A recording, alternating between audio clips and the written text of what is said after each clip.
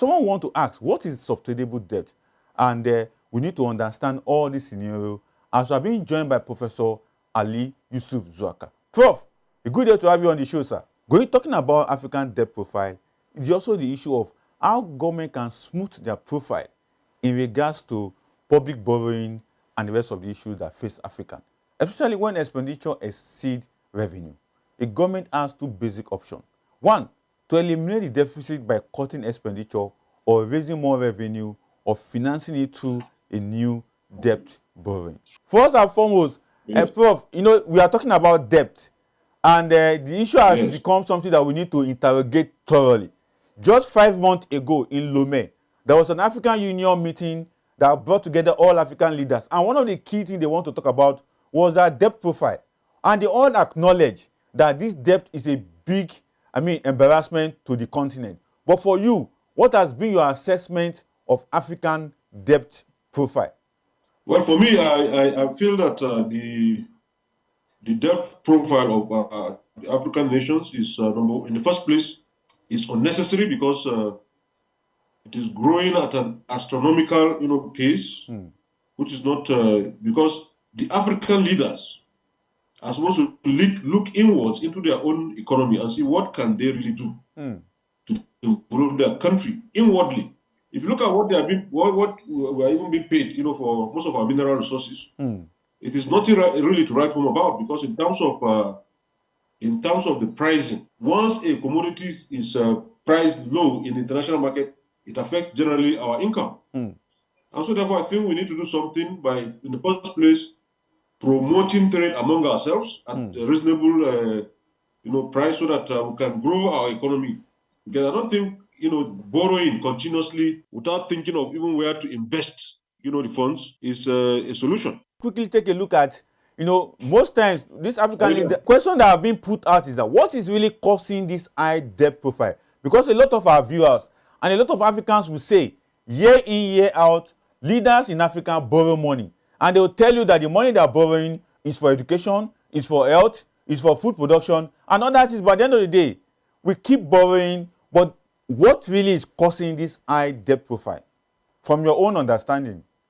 From my own understanding, it's a way of actually keeping Africans perpetually poor. And some of the causes will include, but not limited to, the following. One is the high global interest rates for such borrowings, and the fact that you have to keep servicing your debt, rescheduling them when you are not able to do so. And then, of course, what it simply means is that majority of the income, most of the income they are generating, is going into debt servicing, and that is why it is important when government says they paid this amount of money to IMF and World Bank. What was the money initially used for that they are able to pay?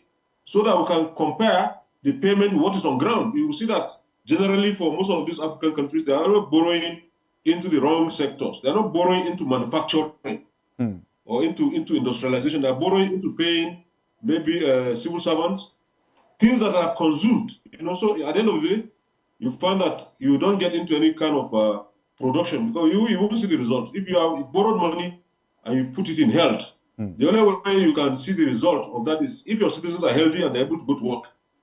Okay, so if you find most of the borrowings going into things that are very not necessary, then of course the issue of currency depreciation, that we also decided, for instance, to float our currency, and we have seen the result of that floating. And then most of our commodities are, like we say, commodity dependence. And there is price volatility in the sense that most of the prices for most of the items that we have, that we sell in the international market, usually drops. And once it drops, then it means our income has dropped. And don't forget that the income is to service debts mostly.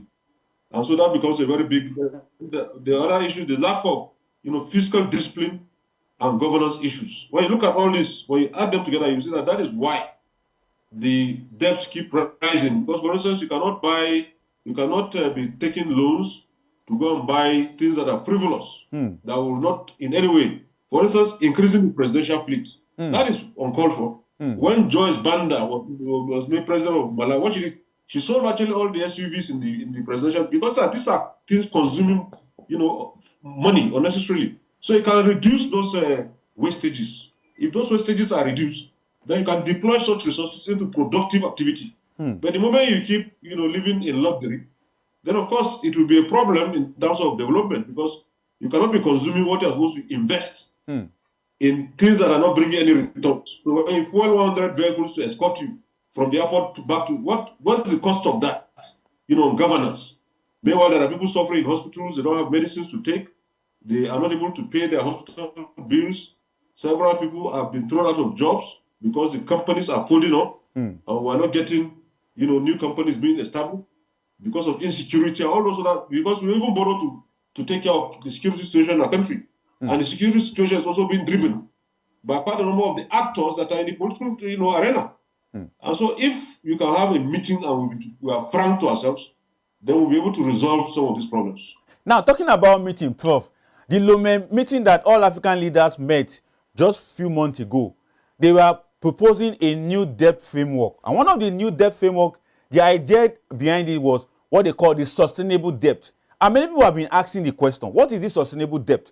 But a bit of understanding around it talks about when you are owing, you can still borrow money to pay some of the debt. But for you, Prof, what do you make of that sustainable debt idea that many African leaders are now looking at now? You see, to say you want to go into sustainable debt, debt sustainability means that a country can meet its current and future debt obligations. Exactly. That means you can meet your current and future debt obligations in full without resorting to exceptional financing, default, or severely compromising economic growth and development. So what they want is a situation whereby they can borrow and probably keep borrowing while they keep also the countries they are borrowing from and the banks they are borrowing from don't actually resort to punitive measures in terms of trying to tell them, they have defaulted, and so therefore, because sometimes you see what you have borrowed, maybe you have borrowed $2 billion, then this money keeps growing. At the end of the day, you find that you are now owing 40 billion. What sort of economics is that? I mean, you can't just have this kind of astronomical, debt burden. So the debts are, carefully planned to just get Africans, stranded, and that they should remain in one place. And that is why any one of them that attempts to say, we want to find our level by rejecting most of these things about the IMF, the World Bank, and all this international, you can see the way Trump is very angry with Burkina Faso, saying that the Americans invested so much in Africa, they cannot afford that somebody will just be making speeches and then he cancels all their investment through speech, that will not be accepted. Then I ask myself the question, did America invest in Burkina Faso? It didn't invest there. It is France that had that colony, and they expelled France. So why are you not the one interested in trying to come and say you want to invade them, saying that they are making or creating a playing field for your other opponents, Russia, China, and other countries that you have decided to align yourself with, because maybe their policies towards Africa is not, even though it may not be completely, innocent in the sense that it's not as if they don't expect anything in return, but that it may not be as severe and so high like those of America, Britain, and all those other European countries. Now, talking about, from what you have said so far, Prof, this sustainable debt idea, in my own understanding and a view of many who have expressed some opinion about it, is a bit scary. But for you, how do you think Africa can go around this new idea? Because if we talk of imperialism, if we talk about neocolonialism, if we talk about trap or debt trap, I think this also serves as another idea to keep Africa. But for you, how do you see this sustainable debt ideology that is coming up now?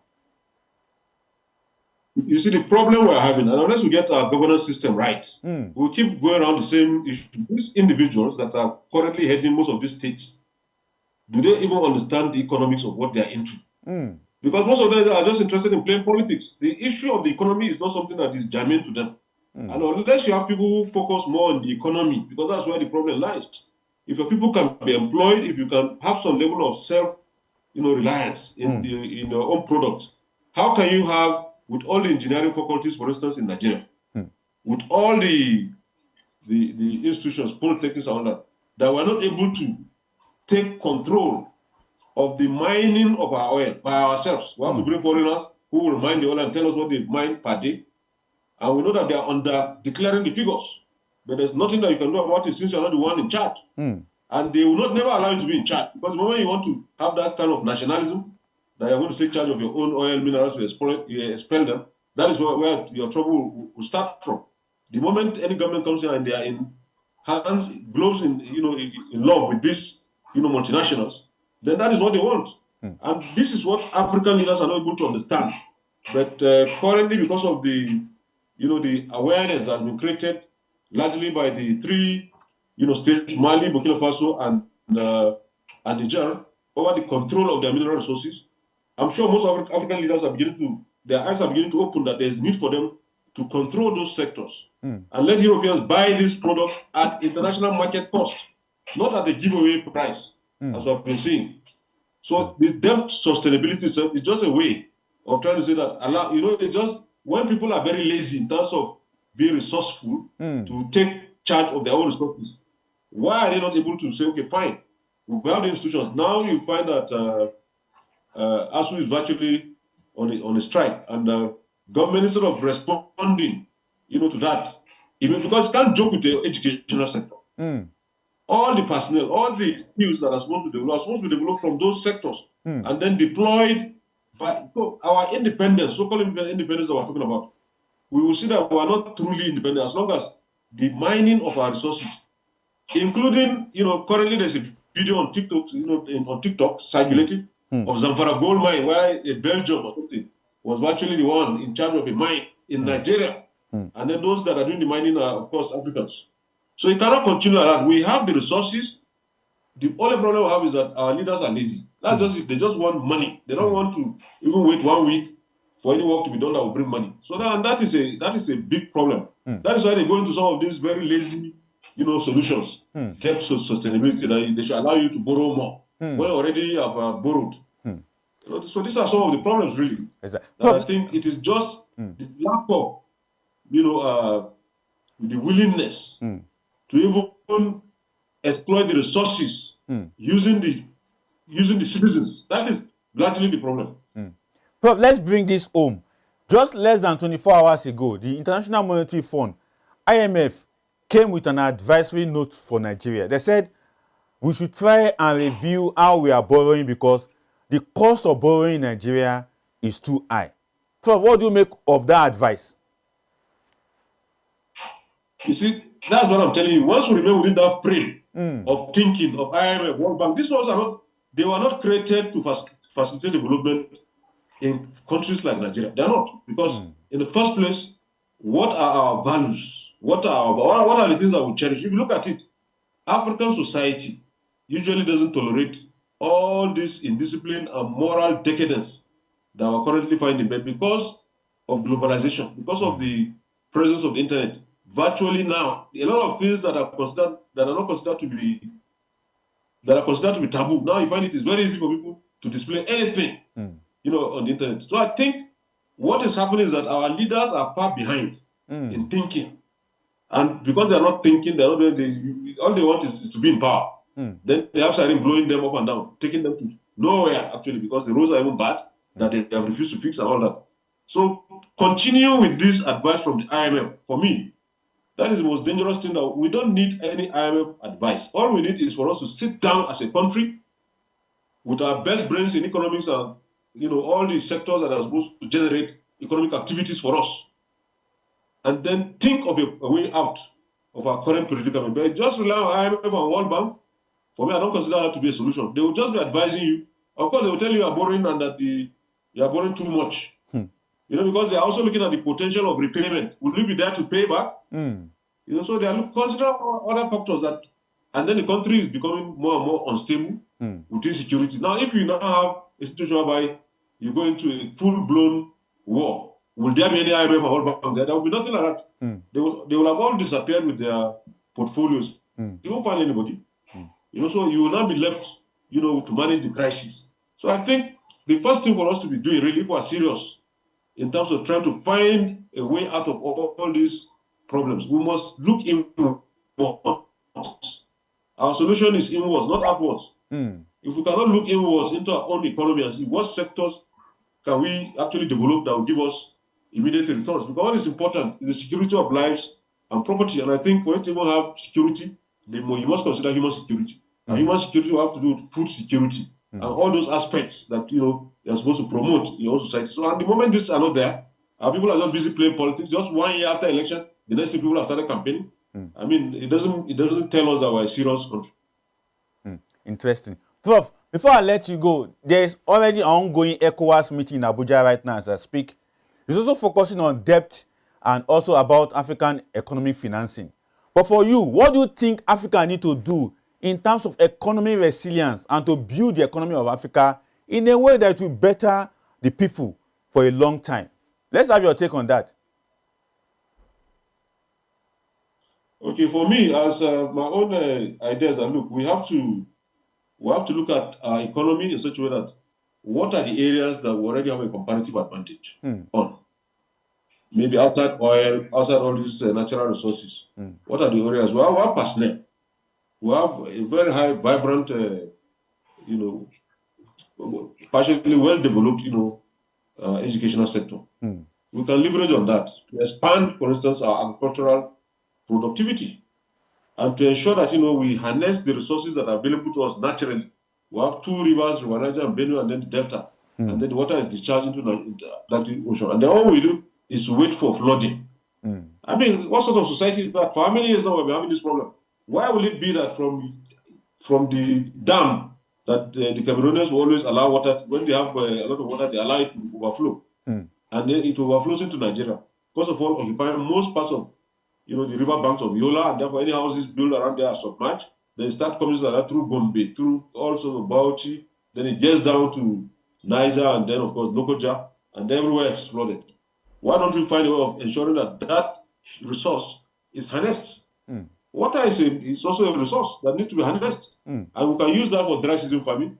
All we need to do is to secure our villages so that people don't drive people away from the village because of the mineral resources. And we know that now, with your telephone, you can detect anywhere if there's a mineral, because it will detect it for you. And then once you see that there's a mineral here, the next thing is to establish a camp. If there's a way to destabilize people living around that area so that they will not focus on your own activity, then you do that. So a lot of these problems are there. So for me, I think we need to really, and there are some new industries that we are not in control of, and that's really unfortunate. For instance, the telecom industry, which is the new gold mine, particularly data. Just amount of money that people are spending on data. But what do we have? Foreign companies like MTN and some others, they come and cut away billions, of dollars, and they take it out. It's not growing the economy. So I think we should be able to look more into sectors that can grow us. When you look at, a lot of Nigerians, I don't even know why the Nigerian government is not really promoting them. Particularly some of it will shock you that you come to some rural areas where you don't expect to hear anything. You hear Nigerian music. People are playing Nigerian music everywhere. But is the government supporting those people to really grow brands that will be seen to be global, and then from there, maybe from the records, all that, they bring in money. Even if it brings in money to them, certainly they will not forget where they're coming from. They will invest. In that way, they create jobs, and then the economy can continue. So for me, I think the focus on mineral resources is what is killing us. We have seen a cheap source of funding. And that is what is creating all these problems. That's why we're not able to make any, serious progress forward. So I think that's just my own take. Thank you. All right. Thank you so much, Prof, on the show today. Your submissions are quite laudable. I really wanted to ask you, how is Uganda and how is Islamic University over there? But I know that in a subsequent engagement with you, you'll tell us more about that. But thank you so much for coming on the show today. Yeah, thank you so much. All right. So do enjoy your day over there in Uganda.